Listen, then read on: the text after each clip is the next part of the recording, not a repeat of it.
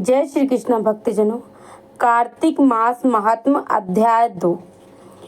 ब्रह्मा जी कहते हैं कि हे नारद जी, तुलसी की मंजरी सहित भगवान शालिग्राम का जो एक बूंद चरणामृत का पान करता है वह ब्रह्म हत्या आदि बड़े बड़े पापों से मुक्त होकर वैकुंठ को प्राप्त होता है। जो भगवान विष्णु भगवान शालिग्राम की मूर्ति के आगे अपने पितरों का श्राद्ध करता है उसके पितरों को वैकुंठ की प्राप्ति होती है।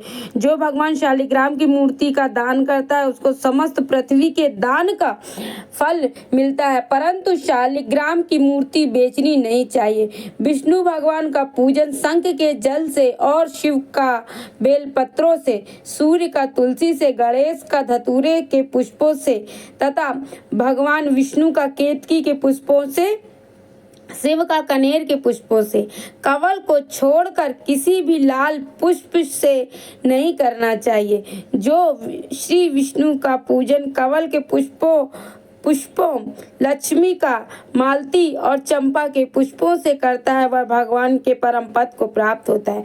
और जो भगवान की अति प्रिय तुलसी की पूजा करता है उसकी महिमा कोई नहीं जानता, वह कभी माता के गर्भ में नहीं आता। तुलसी माला धारण किए मंजरी युक्त किसी की मृत्यु हो जाए तो वह सीधा बैकुंठ को जाता है। इसमें ये बताया गया कि जो माला धारण किए रहता है तुलसी की, अगर वो मर जाता है तो वो सीधे बैकुंठ को जाता है।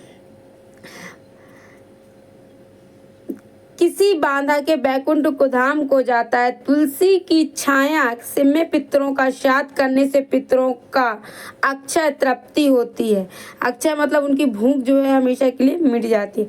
पृथ्वी का तुलसी का सिंचन गंगा, यमुना और नर्मदा के स्नान के तुल्य है। अगर तुलसी जी को हम सींचते हैं तो उसमें हमें इतना पुण्य मिलता है जितना हमने गंगा, यमुना या नर्मदा जी में नहाया है। तुलसी का वृक्ष लगाने से, सींचने से और स्पर्श करने से मनुष्य की काया, वाचा, मनसा तीनों प्रकार के पाप नष्ट हो जाते हैं। अगर हम घर में तुलसी लगाते हैं और उसको सींचते हैं या उसको स्पर्श भी करते हैं तो हमारे तीनों प्रकार के पाप नष्ट हो जाते हैं। इसमें 3 प्रकार के पाप कौन से बचा हैं? काया, मनसा और वाचा। काया मतलब शरीर से किया गया हुआ, मनसा मतलब मन से किया गया, और वचन मतलब वाणी से बोला हुआ पाप। ये तीनों प्रकार के पाप लगते हैं और ये समस्त पाप नष्ट हो जाते हैं जो भी कोई तुलसी के से को छूता है या स्पर्श करता है। तुलसी का पूजन, दक्षिणा और नमस्कार करके हाथ जोड़कर भगवान से प्रार्थना करें, हे हरि प्रिय, देवताओं को तुमने बनाया, मुनीश्वरों ने तुम्हारा पूजन किया और तुमको मैं नमस्कार करती हूँ।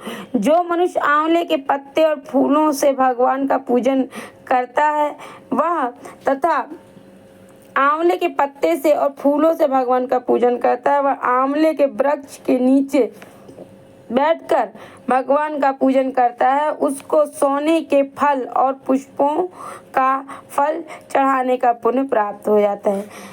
ये कहते भगवान के चरणों में जो आंवले के पत्ते से उनका पूजन करता है वो इतना उसका फल है कि समझ लेना कि सोने का जो फल रहता है वो चढ़ाने का फल उसको प्राप्त हो जाता है।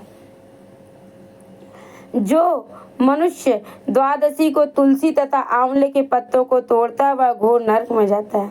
हमें द्वादशी के दिन आंवला और तुलसी नहीं तोड़ना चाहिए और वो बहुत पापमय बताया गया है। जो मनुष्य कार्तिक मास में आंवले के फल, तुलसी और गोपी चंदन की माला धारण करते हैं वह जीवन युक्त हो जाता है, इस जीवन मुक्त हो जाता है। इस प्रकार व्रती पुरुष भोजन करे, चंदन, पुष्प, पान आदि दक्षिणा से ब्राह्मणों को प्रसन्न कर सारा मास भूमि पर सोए, ब्रह्मचर्य व्रत का पालन करे, पत्तल में एक समय भोजन करे, मौन व्रत धारण करे और शूरवीर और क्रांतिमान होता है। जो एक समय भोजन करता है वह भी आंवले के नीचे बैठकर उसके 1 वर्ष के पाप नष्ट हो जाते हैं। कोई अगर ये कार्तिक मास में व्रत करे और एक समय भोजन करे और वो भी आंवले के पेड़ के नीचे, तो उसके एक साल में उसने जितने भी पाप किए हैं वो समस्त नष्ट हो जाएंगे। व्रती मनुष्य को शहद, खांची, दाल, तेल, कच्चा मांस, दूसरे का अन्न नहीं खाना, कच्चा भोजन, दूसरे का अन्न, किसी प्रकार का तामसी भोजन तथा दूसरे नामों वाली वस्तु का भोजन नहीं करना चाहिए।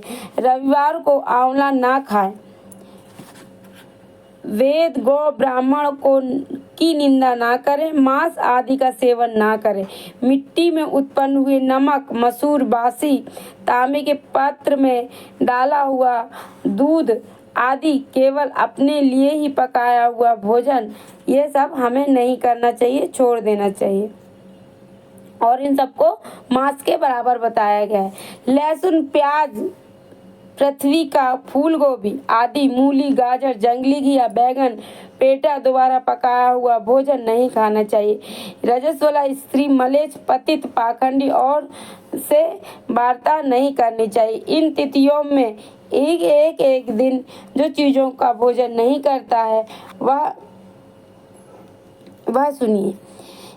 एकम को पेठा, दूज को बैगन, तीज को पृथ्वी का फूल, चौथ को मूली, पंचमी को बेल, षष्ठी को कलिंदा, सप्तमी को आंवला, अष्टमी को नारियल, नौवीं को जंगली घिया, दसवीं को परमल, एकादशी को बेर और द्वादशी को मसूर, त्रयोदशी को पान, चतुर्थी और अमावस्या पूर्णिमा को नारी का संग नहीं करना चाहिए और नारी को पुरुष का संग भी नहीं करना चाहिए। बोलो श्री हरिनारायण विष्णु भगवान की जय, माता लक्ष्मी की जय, राधा रमन लाल की जय, बाल गोपाल कृष्ण की जय, शालिग्राम तुलसी मैया की जय।